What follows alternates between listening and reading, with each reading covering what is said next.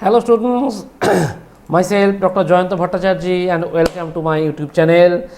Now we are going to discuss electoral politics, class 9, chapter 3, political science, third chapter, electoral politics.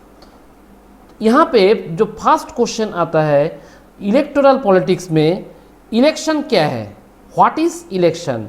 देखो पूरे country में election चलता है, हर एक स्टेट में इलेक्शन होता है, मतलब इलेक्शन एक जरूरी और it is the founding stone for the formation of the government. So if we want to define election, in what way we can define.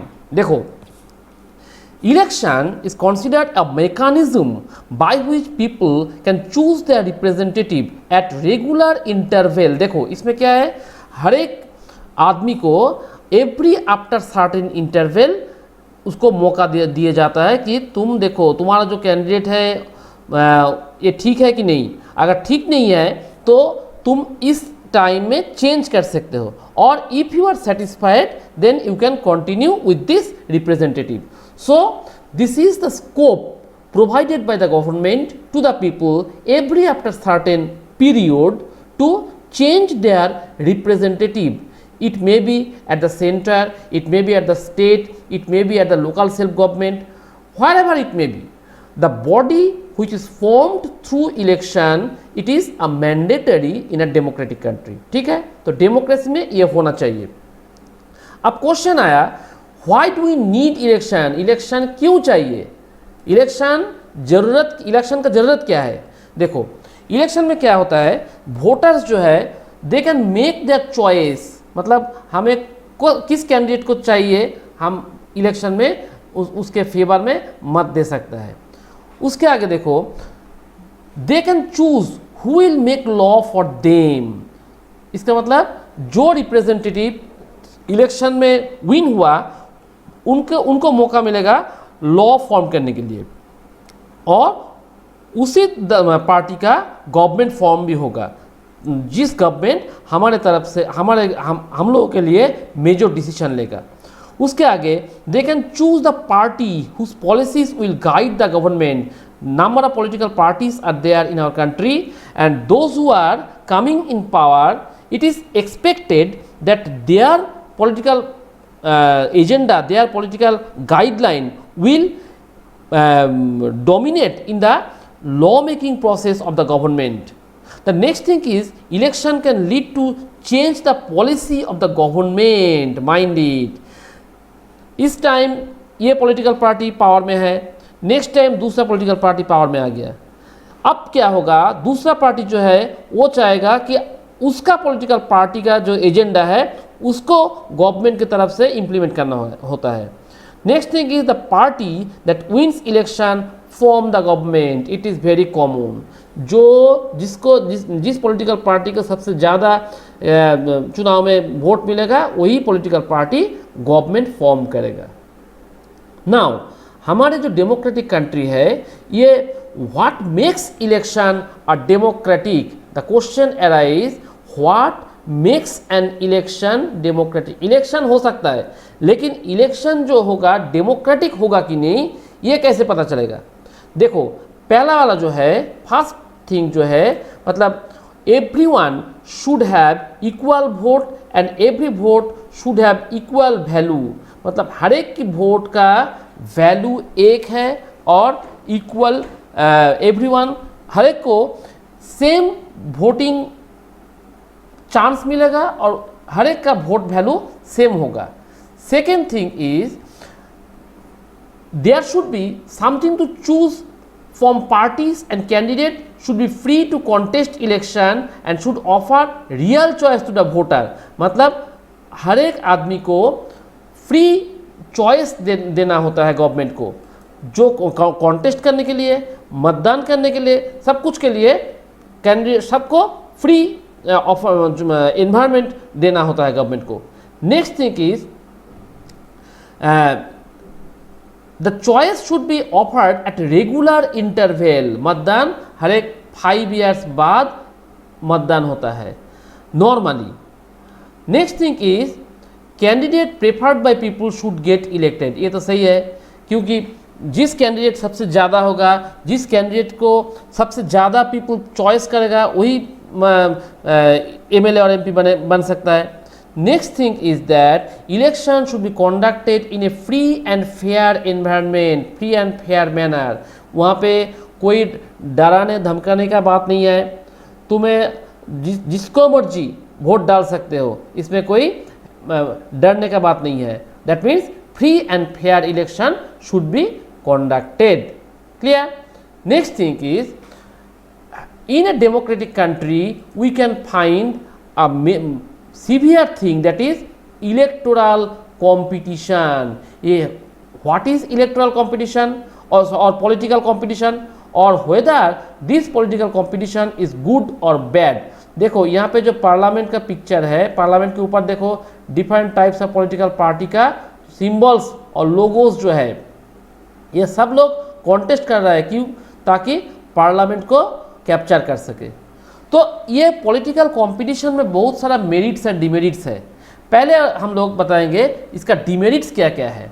देखो, डिमेरिट्स का मतलब है it creates a sense of disunity and factionalism in every locality. मतलब हर एक locality में disunity create करता है, मतलब पार्टी के बेसिस, पार्टी के लाइन में, ये इस पार्टी का है, वो दूसरे पार्टी का है, ये तीसरे पार्टी का है, फ्रैक्शन हो गया। लेकिन after election it may be removed. Next thing is different political parties and leaders often level allegation against one another. देखो, हर एक बंदा जो कॉन्टेस्ट कर रहा है वो दूसरे आदमी के नाम के बहुत सारा ऐसा बात बोल देता है जो नहीं बोलना चाहिए। ये ठीक नहीं है। That means this things creates dirty environment on the issue of politics. This is the one of the prime outcome of political competition. The next thing is that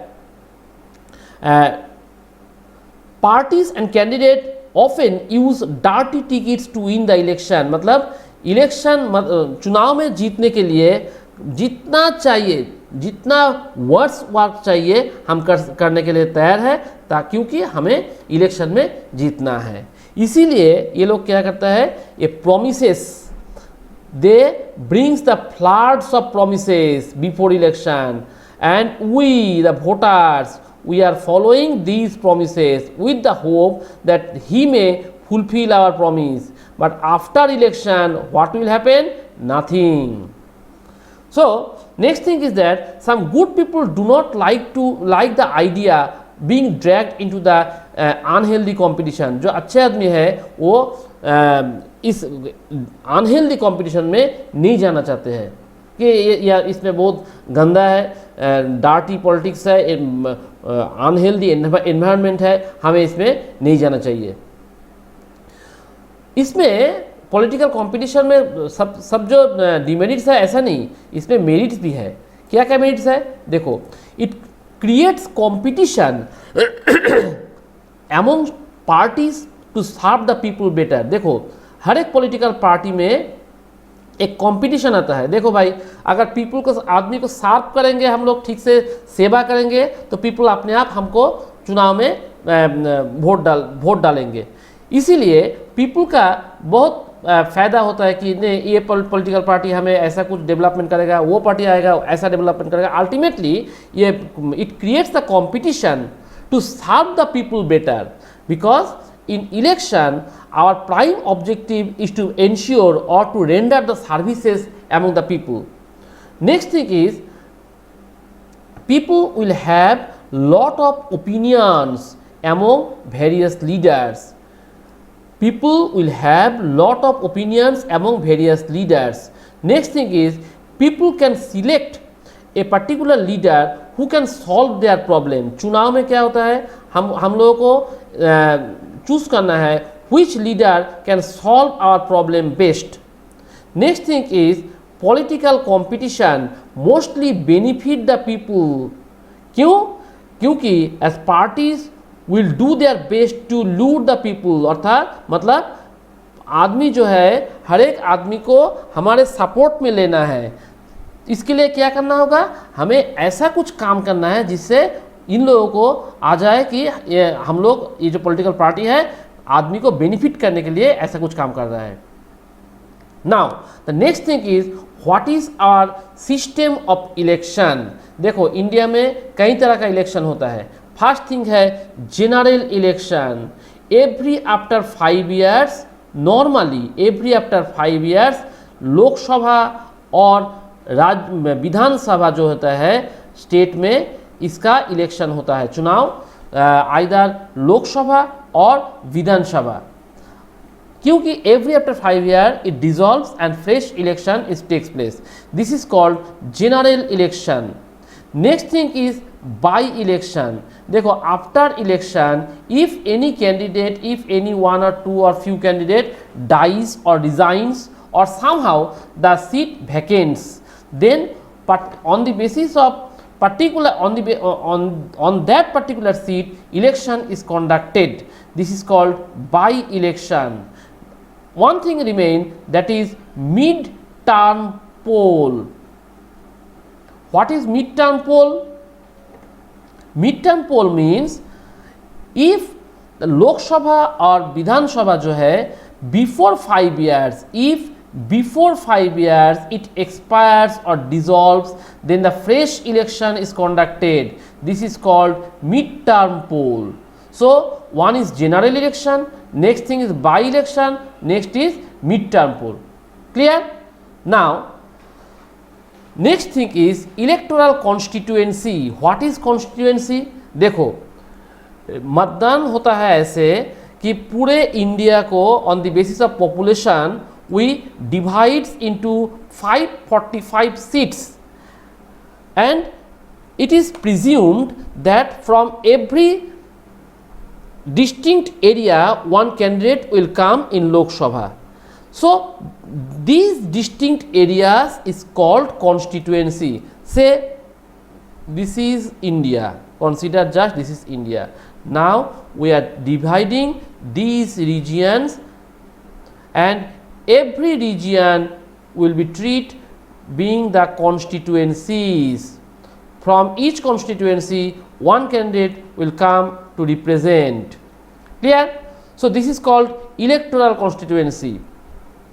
Say for instance, if we consider the state of West Bengal, then you can find in Lok Sabha election the entire West Bengal is divided into 42 constituencies, whereas in Vidhan Sabha election you can find the same West Bengal is again divided into 294 divisions, and each division is also called constituencies. Now apart from these, few reserved constituencies are there. देखो on the basis at the time of first election it is find that out of total population 8% people remained for ST, 16% people remained SC.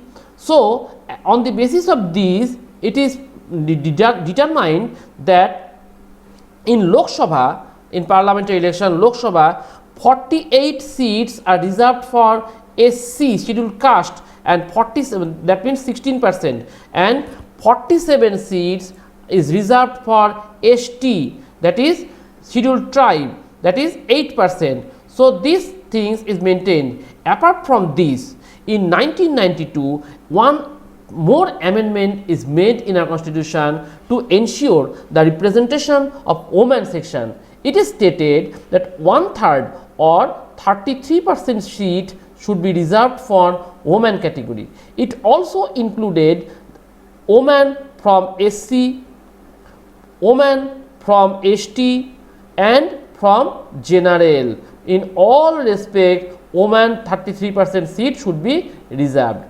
क्या हुआ, जो पहले जब इसका reservation लागू हुआ उस टाइम देखा गवर्नमेंट ने सोचा था कि चलो ठीक है हर एक पॉलिटिकल पार्टी ऐसा कुछ कर लेगा, लेकिन क्या हुआ, ऐसा नहीं हुआ। फिर नेक्स्ट इलेक्शन में गवर्नमेंट इसको फिक्स कर दिया। देखो इस सीट जो है से मान लो ये कॉन्स्टिट्यूएंसी है, यहाँ पे गवर्नमेंट फिक्स कर दिया, यहाँ पे SC वुमेन होगा, यहाँ पे एसटी वोमैन होगा, मतलब हर एक पॉलिटिकल पार्टी और candidate those who desire to contest they must have to select the candidate from this category for here or for this category for this constituency.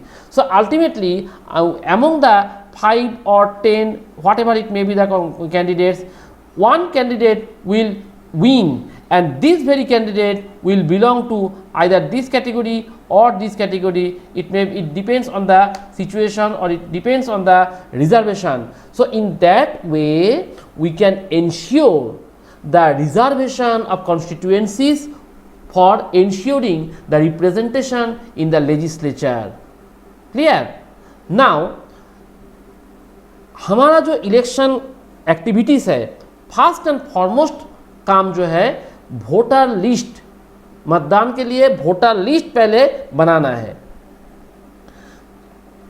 You can think that voter list is ready, then why it is necessary to make amendment? No. Before every election you can find number of peoples, those who are getting 18 plus, they need to incorporate. Next thing is few people may die or leave the place and may shift to another place. Their name should be deleted from this particular place and may be deleted for death case or may be shifted to another place where she or he is residing now. That is why fresh revision voter list making is mandatory. So after preparation of this list, Election Commission declares different dates when and what. First part of election is nomination of the candidate. What is nomination? चुनाव में लड़ने के लिए हर एक आदमी को एक form भरना पड़ता है. इस फॉर्म को हम लोग नॉमिनेशन कहते हैं. इसके लिए थोड़ा बहुत क्राइटेरियाज है. क्या क्राइटेरिया? फर्स्ट जो है 25 years of age you must have to complete first. Second thing is you should be the citizen of India. Apart from this, number of criteria are there, but the initial condition for filing the nomination paper is these two. That is, you need to have minimum 25 years of age. At the same time, you need to be voters of India. Now, nomination file करने के लिए और कुछ criteria government ने frame किया. क्या क्या? There shall be no serious criminal case pending against that very person. Civil case may be there, but he or she should not have any criminal case. Next thing is detail assets and liabilities of the candidate, of his along with his families, his or her or their family members. क्योंकि election के पहले इनका कितना assets and liabilities है और after 1 और 2 और 5 years कितना हुआ, इसको मेजरमेंट करने के लिए ये declaration is must. Next thing is educational qualification. देखो इलेक्शन, हमारे इलेक्शन डिपार्टमेंट ने बता दिया कि देखो तुम्हें कोई भी मिनिमम क्राइटेरिया कुछ भी नहीं है, चाहे अंगूठा छाप हो, चाहे मास्टर डिग्री हो, कोई भी हो, फिर भी you need to focus your educational qualification. It is mandatory. So these are the prime condition for filing the nomination paper. Now the next thing is, after filing the nomination, all the political parties or candidate desire to involve in election campaign. What is election campaign? Election campaign means mobilize the people to bring them in favor of them. That means जो चुनाव में लड़ रहा है वो चाहते हैं हर एक आदमी उनके फेवर में वोट कास्ट करे. तो इसके लिए थोड़ा बहुत कुछ करना होगा. क्या क्या है? इनको पॉलिटिकल रैलीज करना है, पॉलिटिकल पार्टीज को मोबिलाइज करना है, सपोर्टर्स को ऐसे ठीक काम में लगाना है ताकि हर एक पीपल को अपनी तरफ खींच सकता है. ऐसा ऐसा कुछ काम करना है इलेक्शन कैंपेन के लिए.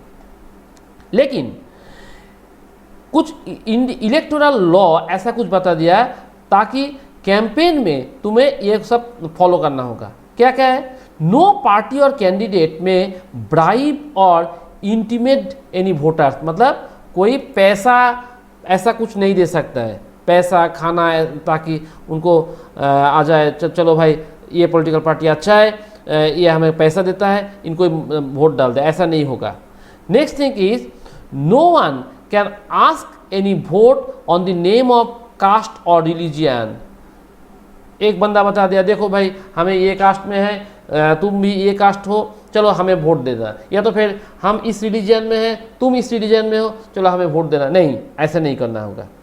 Next thing is no use of government resources during campaign. देखो इलेक्शन में क्या होता है, जो सिटिंग एमएलए और एमपी है वो कभी कभार ऐसा करता है, जो गवर्नमेंट ऑफिशियल्स है ये तो हमारा आदमी है, चलो ठीक है तुम आ जाओ कैंपेन में आ जाओ, नहीं, ऐसा नहीं हो सकता।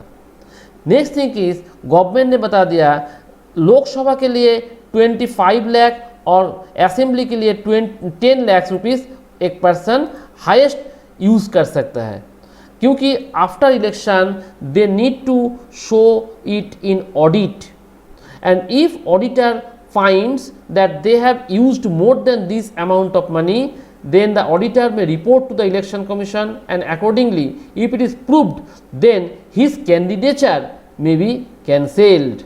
All these are election laws introduced by the government of India, particularly election commission. Now before election commission कुछ मॉडल कोड ऑफ कंडक्ट बता देता है। मॉडल कोड ऑफ कंडक्ट क्या है? हर एक पॉलिटिकल पार्टी और कैंडिडेट को यह मानना ही होगा। क्या क्या? देखो, use any house of religion for electoral propaganda. कोई भी पॉलिटिकल पार्टी और कैंडिडेट मंदिर हो, मस्जिद हो, चर्च हो, कुछ भी यूज नहीं कर सकते इलेक्शन प्रोपागेंडा के लिए, नहीं, ऐसा नहीं होगा। Next thing is election should be conducted using government car, plane और ऑफिशियल्स, ऐसा नहीं हो सकता। तुम्हें इलेक्शन करना है अपने आप से जो चाहे कर लो, लेकिन गवर्नमेंट का ऐसा कुछ प्रॉपर्टीज यूज नहीं कर सकते हैं। Next thing is ministers shall not lay any grand work for any initiative और make any major policy choice और make any pledge to provide public amenities until the election have been announced. मतलब election मतलब चुनाव declare हो गया, उसके बाद कोई एमएलए और एमपी ऐसा कुछ नहीं कह सकता पीपल को प्रॉमिसेस कि देखो मैं मिनिस्टर हूँ, मैं तुमको ये बना दूंगा, मैं तुमको नौकरी दे दूंगा, मैं यहाँ पे पब्लिक फैसिलिटीज ऐसा कुछ पानी वाला पानी का डिब्बा बना दूंगा, सैनिटेशन कर दूंगा, नहीं, कुछ नहीं होगा। एक बार इलेक्शन डिक्लेयर हो गया बस खत्म, तुम्हारा ऐसा कुछ नहीं चलेगा। Before election, you can make several promises, it matters nothing. But after disclosing election, you cannot do anything. ठीक है, आगे देखो, कैंपेन तो हो गया, इस बार पोलिंग होगा, पोलिंग और काउंटिंग, ये सब कुछ चलता है इलेक्शन कमिश्नर के हिसाब से। देखो, पोलिंग डे और इलेक्शन डे, मतलब जिस दिन मतदान हो रहा है उसको कहते हैं हम लोग पोलिंग डे और इलेक्शन डे। यहाँ पे एक क्राइटेरिया है, जिसका नाम जिस वोटर लिस्ट में है वो आदमी उस दिन वही पोलिंग बूथ में जाएगा। इसके आगे अगर ये आदमी, ये एक बंदा पोलिंग स्टेशन एक ए में इसका नाम है लेकिन वो पोलिंग स्टेशन बी में चले गए, यहाँ पे उसका नाम है लेकिन वो इधर चले गए, इसको भगा देंगे, नहीं, तुम्हारा वोट इधर नहीं है। और जाने के बाद जो पहला देखेगा तुम्हारा फिंगर दिखाओ, ऐसा क्या है कि नहीं, अगर ऐसा है चलो निकल जाओ यहाँ से, अगर ये फिंगर क्लीन है तब तुम आ जाओ मतदान के लिए, ठीक है। और वहाँ पे क्या होता है, जो इलेक्शन कंडक्ट करने जाते हैं इलेक्शन ऑफिसर्स जो है, ये लोग बाहर से आते हैं। जहाँ पे ये लोग इलेक्शन कंडक्ट करने जाते हैं उन लोगों को उस एरिया के बारे में कुछ भी पता नहीं है, इसीलिए लोकल पीपल जो है, हर एक पॉलिटिकल पार्टी का एजेंट उस पोलिंग बूथ में रहता है, क्योंकि ये पीपल यहाँ का है कि नहीं उसको आइडेंटिफाई करने के लिए हर एक पॉलिटिकल पार्टी से एक आदमी वहाँ पे रहेंगे। फिर वो उस इलाके का मतलब लोकल पीपल को आइडेंटिफाई करेगा। उसके बाद जो गवर्नमेंट का पोलिंग ऑफिशियल्स है वो उसको स्कोप देगा, आ जाओ भाई तुम इलेक्शन में वोट डाल दो। Now election during election number of unfair practices is carried out. कैसे? देखो, डिफरेंट पॉलिटिकल पार्टीज ऐसा कुछ करता है, false name, inclusion of false name and exclusion of genuine names in the voters list. देखो, हम एक पॉलिटिकल पार्टी बिलोंग करते हैं, मैंने सोचा ये आदमी है, ये हमारे अगेंस्ट में वोट डालेंगे, चलो उसका नाम काट देते हैं। और ये जो आदमी है ये लोग यहाँ का नहीं है, चलो उसका नाम इसमें इनकॉर्पोरेट कर देंगे ताकि ड्यूरिंग इलेक्शन ये लोग आ जाए और हमारे फेवर में वोट डाल दे। ऐसा भी अनफेयर प्रैक्टिस होता है। Next thing is miss use of government officials by the ruling party. जो क्षमता में है ये ऑफिशियल्स को बोलते हैं चलो भाई तुम तो हमारा आदमी हो, ऐसा ऐसा कुछ काम कर दो, ऐसा भी नहीं कर सकते। फिर excessive use of money by rich candidate और बिग पार्टीज, ये भी होता है। मतलब जो बड़ा पार्टी है और तो या तो फिर रिच कैंडिडेट है, बहुत सारा पैसा देता है, चलो हमारे फेवर में वोट डालने के लिए क्या क्या चाहिए दे दो, नहीं ऐसा नहीं कर सकते। और क्या, रिगिंग और बूथ कैप्चरिंग, ये भी होता है। मतलब मतदान के लिए एक आदमी कुछ खड़े है बाहर पे और अचानक क्या हुआ, एक कार आके खड़ा हुआ, हाथ में बंदूक लेके, चलो भाई यहाँ से हट जाओ, वोटिंग कंप्लीट हो गया, ऐसा डरा के धमका के उन लोगों को भगा दिया और उन लोगों का वोट ये लोग एक एक करके डाल देंगे। ऐसा भी नहीं होगा। All this things are unfair practices and it should not be carried out. Now the next thing is we often declares India is a democratic country, but the question arises, what makes election in India a democratic? What makes election in India democratic? देखो यहाँ पे बहुत सारा allegations आता है कि यहाँ पे बहुत अनफेयर मीन्स चलता है वोटिंग कंडक्ट करने के लिए, लेकिन ये जितना सारा एलिगेशंस है, इस एलिगेशन को हम लोग न्यूट्रलाइज करने के लिए बहुत सारे स्टेप्स लिया है। क्या उसमें देखो, फर्स्ट स्टेप्स जो लिया है हम लोग, एक independent election commission of India हम लोग बना दिया। और ये जो इंडिपेंडेंट, इतना इंडिपेंडेंट है, जुडिशियरी जितना इंडिपेंडेंट, ये इलेक्शन कमीशन भी इतना ही इंडिपेंडेंट है। यहाँ पे लेजिस्लेटिव और एग्जीक्यूटिव कोई भी बंदा इसमें कोई भी इंटरफेयर नहीं कर सकता इनका काम में। Next thing is that this indicates that once an election commission is appointed, they make independent decision and they are not answerable to the president. Mind it, president, chief election commission and 2 other election commissioner को appoint करता है, लेकिन immediately after appointment they are also not answerable to the president for their conduct. Each and everything they can do independently. Next thing is they run everything right from election announcement to declaration of result. मतलब election commission कब election होगा, उसका date क्या क्या होगा और फिर result कब डिक्लेयर होगा, कैसे डिक्लेयर होगा, सब कुछ ये लोग डिक्लेयर करता है। ठीक है, और क्या है,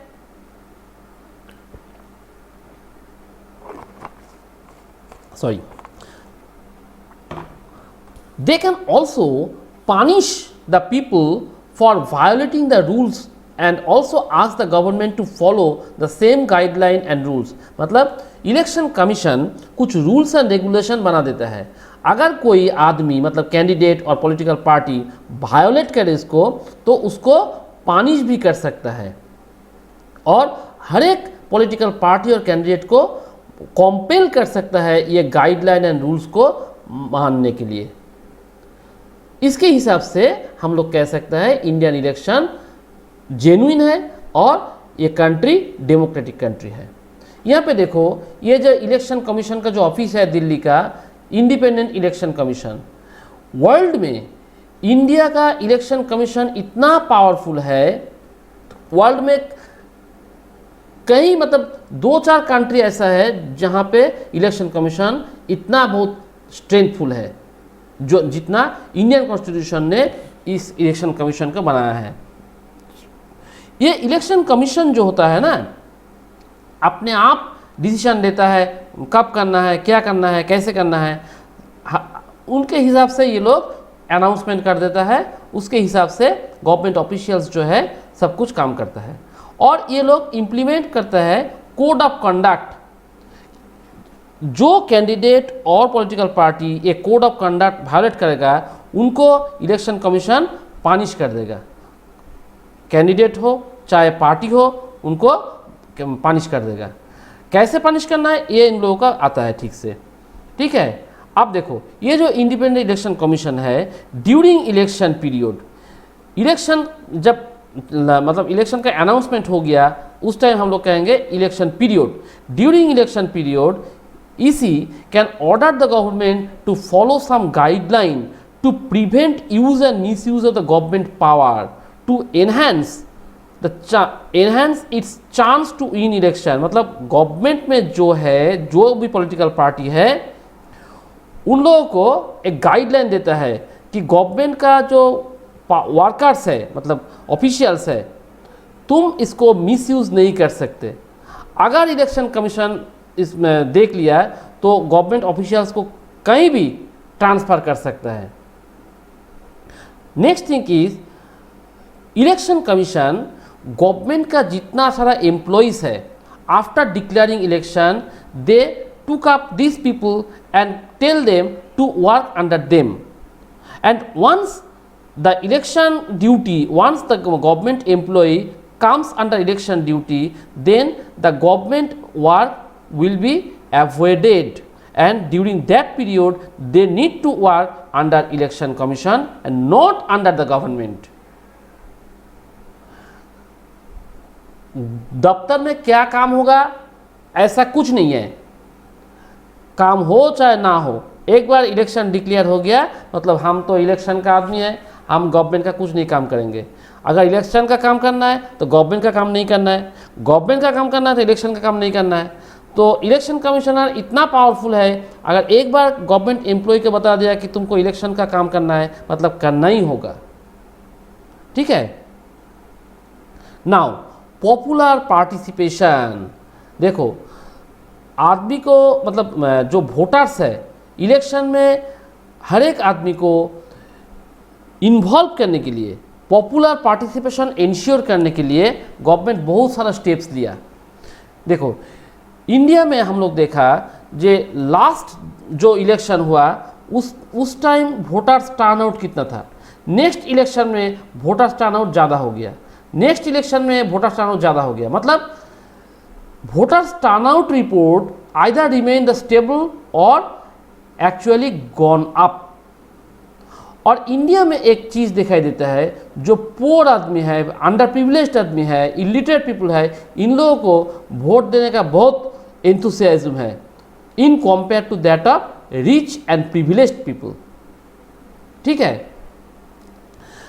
कॉमन पीपल जो है, कॉमन पीपल को मतलब इलेक्शन कमीशन ऐसा कुछ एनवायरनमेंट क्रिएट कर देता है ताकि कॉमन पीपल को लगे कि देखो मेरा जो वोट है बहुत वैल्यूएबल है, क्योंकि कंट्री जो गवर्नमेंट कंट्री रन करेगा, कौन जाएगा वहाँ पे मेरा वोट डिटरमाइन करेगा। इससे क्या होता है, पीपल का बहुत एंथू मिलता है कि मेरा वोट एक बहुत determinant factor. Next thing is the interest of voter in election related activities has been increasing over the years। देखो आदमी को वोटिंग प्रोसीड्योर में interest day by day increase हो रहा है, and this is the primary objective for raising the or strengthening the democratic setup। Definitely all the democratic country desires to involve maximum number of people or to try to ensure maximum participation so that democracy can be strengthened and all these things are done by the election commission in such a way so that the people can consider themselves as the worth one. Now acceptance of election outcome, देखो acceptance of election outcome मतलब every after election what happens, this is the primary question. what happens, क्या होता है? देखो after election it is often observed that ruling party routinely lost election in both national and the state level. देखो एक बार या दो बार एक आदमी सक्सेस हो गया, इसका मतलब ऐसा नहीं 5 और 7 टाइम्स ऐसा ही रहेगा, नहीं. एक बार या दो बार एक आदमी इलेक्शन मतलब विन हो गया, उसके ऊपर पीपल का जो एक्सपेक्टेशन है फुलफिल नहीं होता, क्योंकि पीपल का expectation day by day increase होता है, लेकिन उनका तो लिमिटेशन में है. इसके हिसाब से अगर ये बंदा जो है इलेक्टेड पीपल हर एक आदमी का डिज़ायर फुलफिल नहीं कर सकते हैं, इसीलिए नेक्स्ट इलेक्शन में ये हार जाता है. लेकिन यूएसए में क्या होता है, जितना सारा सिटिंग इलेक्टेड एमएलएस और एमपीस है, हार्डली एक दो बंदा हार जाता है, लेकिन हर एक आदमी जीत जाता है. नेक्स्ट थिंग इज, जो कैंडिडेट जितना ज़्यादा मनी यूज़ करता है वोट को खरीदने के लिए, या तो फिर क्रिमिनल कनेक्शन रहता है, ये ठीक से नहीं जीतता. क्योंकि ऑर्डिनरी पीपल जो है, ordinary people, powerful people, ordinary people, that means the vote of ordinary people is the final determinant factor. So अगर हर एक ऑर्डिनरी पीपल को लगता है कि ये जो बंदा है वोट को परचेस कर रहा है या तो फिर क्रिमिनल यूज़ कर रहा है, चलो इसको वोट नहीं देना है. नेक्स्ट थिंग इज जे मतलब थोड़ा बहुत तो डिस्प्यूट्स आता ही है, लेकिन जो पॉलिटिकल पार्टी हार जाता है उन लोग कहता है कि देखो पीपल को लगा कि ठीक है हम लोग ठीक से काम नहीं कर रहा है, चलो चेंज कर देते हैं, नेक्स्ट टाइम हम लोग और ज़्यादा एंथुसियाज्म के साथ काम करेंगे ताकि पीपल को लगे कि हम उनका साथ है, ताकि नेक्स्ट इलेक्शन में वो हमें वोट दे. So this is the verdict of the people and we have to comply it. Next thing, challenges to free and fair election. Government जो है इलेक्शन कंडक्ट करने के लिए उनको बहुत चैलेंजेस फेस करना पड़ता है. क्या क्या? देखो, जो कैंडिडेट जितना ज़्यादा सारा मनी और मसल पावर यूज़ करता है, अनफेयर एडवांटेज लेता है, उनको प्रिवेंट करने के लिए इलेक्शन कमीशन को सिक्योरिटी अरेंजमेंट करना पड़ता है. Next thing is, some families tend to dominate political parties ticket. मतलब मान लो एक आदमी एमएलए और एमपी है, उनका जितना सारा रिश्तेदार है, फ्रेंड्स है, फैमिली मेम्बर्स है, उनको किसी ना किसी जगह पे उन लोगों को कैंडिडेट खड़ा कर दिया. इससे क्या होगा कि और जो वर्कर्स है उनको लगेगा कि हम लोग तो सिर्फ काम करने के लिए है, हम लोगों को तो चांस नहीं मिलेगा, क्योंकि हम तो मिनिस्टर का रिश्तेदार नहीं है, इसीलिए हमें कुछ भी नहीं मिलेगा. This is also not expected. Next thing is that जितना सारा बड़ा पार्टी है उनका एक प्रॉब्लम है, मतलब ऑर्डिनरी पीपल जो है उनको लिटिल चॉइस मिलता है, क्योंकि मेजर पॉलिटिकल पार्टीज जो है इलेक्टोरल पॉलिटिक्स में उनका सिमिलर पॉलिसीज रहता है. Next thing is, similar parties and independent candidates suffer a huge disadvantage compare to bigger parties. जितना सारा बड़ा पार्टी है उनके पास बहुत सारा पैसा है, मसल पावर है, कंपनी का सपोर्ट है, लेकिन जो इंडिपेंडेंट कैंडिडेट है या तो फिर छोटा पार्टी है, ये लोग बहुत पीछे रहता है. So these are the prime challenges for our election and the government needs to take necessary steps for ensuring free and fair election. That is why citizens social activist organization have been demanding reform in our electoral system। हमारे electoral system जो है इसमें reform आना चाहिए ताकि democratic country जो है सही ढंग से डेमोक्रेसी काम कर सके। अगर सही ढंग से काम ना करे तो इसका डेमोक्रेटिक का मीनिंग ठीक से नहीं रहेगा। सो this is the prime chapter, this is the prime thing of this chapter, and I think all of you have understand better, and if you find any problem you can share your questions by making comments in the comment section. At the same time I have already given my Instagram address, WhatsApp address. Whatever the questions you are finding, whatever the problems you are finding, you can feel free to ask me. So last but not the least, try to subscribe my channel, make necessary comments, give a like and share it among your friends. We are meeting you shortly with the next chapter. Thank you.